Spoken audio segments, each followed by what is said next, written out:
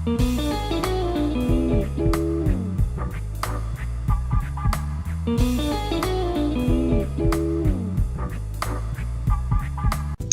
it going there, everybody? It's Mr. Zen over here bringing you guys a brand new Youjo Senki episode discussion. And for today's segment, guys, I have a lot to talk about. Nah, I'm just joking, guys. I'm gonna make this a review or discussion of what you might call it very short because, yes, folks, I am a little bit behind on Youjo Senki, but not to worry. I'll do 3 episodes all in one go in this one just to reiterate and recap as to what has been going on in the events of Youjo Senki from episode 6, 7, and I finally saw episode 8, folks. And also, I'm going to give you guys my opinion on the English dub of Youjo Senki. And personally, guys, this is getting some pretty good stuff that we're going on here. So, without further ado, guys, let's get started. So, episode 6, guys.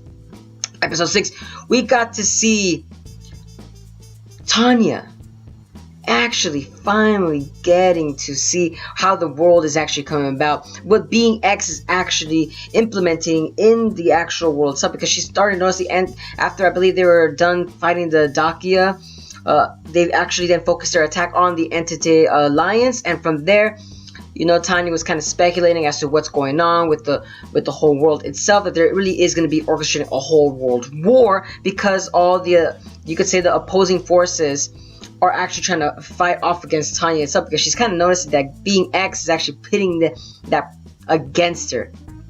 Now that's entertaining, and it's funny because Tanya kind of noticed it when she's looking at the map, and a lot of the superiors are looking at him like, oh, you know, you're pretty smart, you know what you're doing. But it's like, it's funny because Tanya knows what she's doing. She's just using that 21st century knowledge to her best of her abilities right there.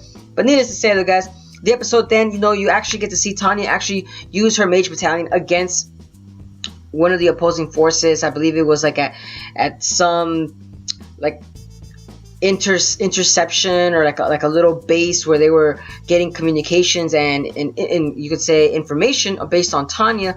And it was hilarious because right there in that episode, folks, my god, I personally thought that was interesting, seeing Being X actually confronting Tanya again.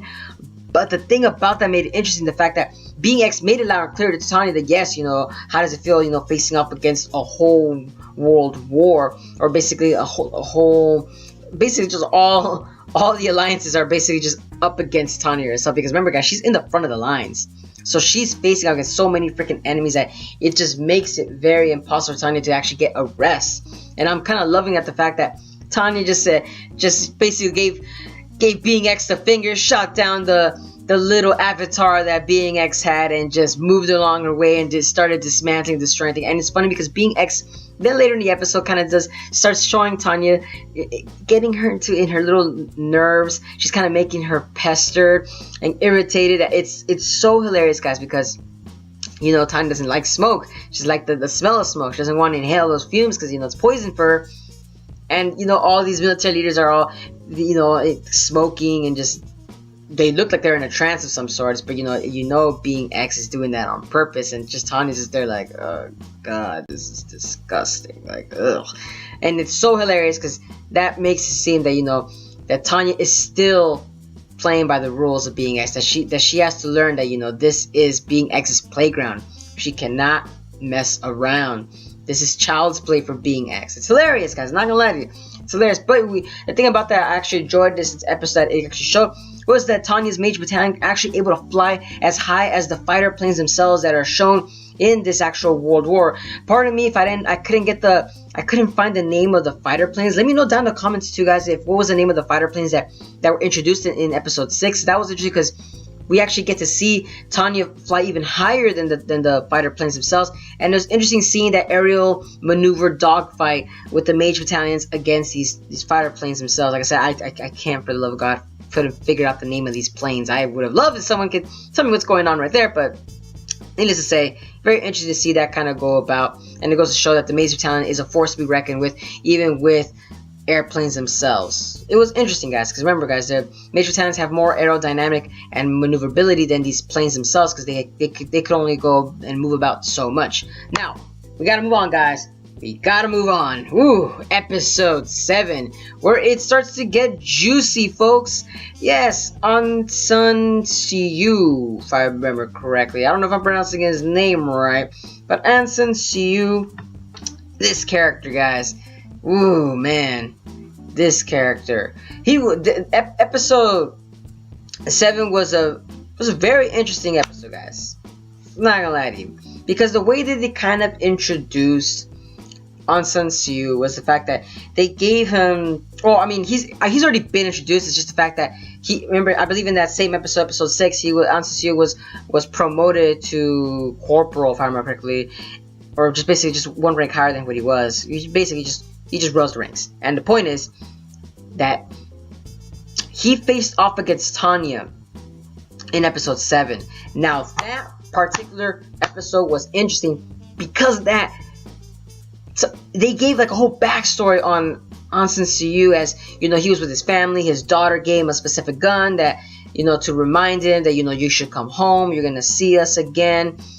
And you're here looking at like, oh my god, this is a death flag. You know, you're getting a backstory out of a minor character that goes along to say that, you know, this character definitely is gonna die. And it's kind of sad too at the same time that it's gonna die, because you know he's facing off against Tanya, and Tanya has a superior magical abilities that he himself cannot fathom.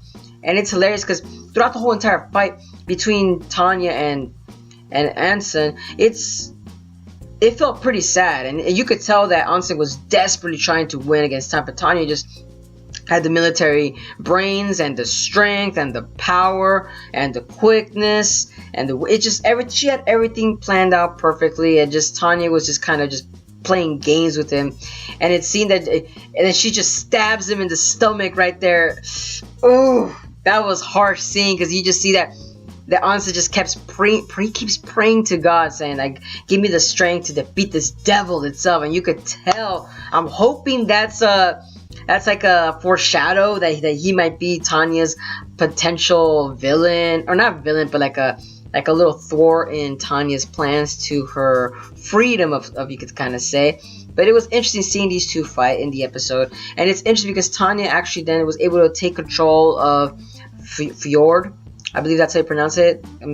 Pardon me, guys, if I can't pronounce the names, but you know, some of these names are pretty little hard. But the point is that Tanya was able to take control of the sanctuary where Ansun Siyu was actually holding his credibility right there. And it was interesting to see that, you know, you kind of see where Ansun kind of fails too, because they underestimate the Major Battalion, but at the same time, you know, they just don't seem to have the military strength and power as to what the Major Battalions are capable of. Or maybe just that Tanya herself just might be a little bit smarter than what she actually looks like.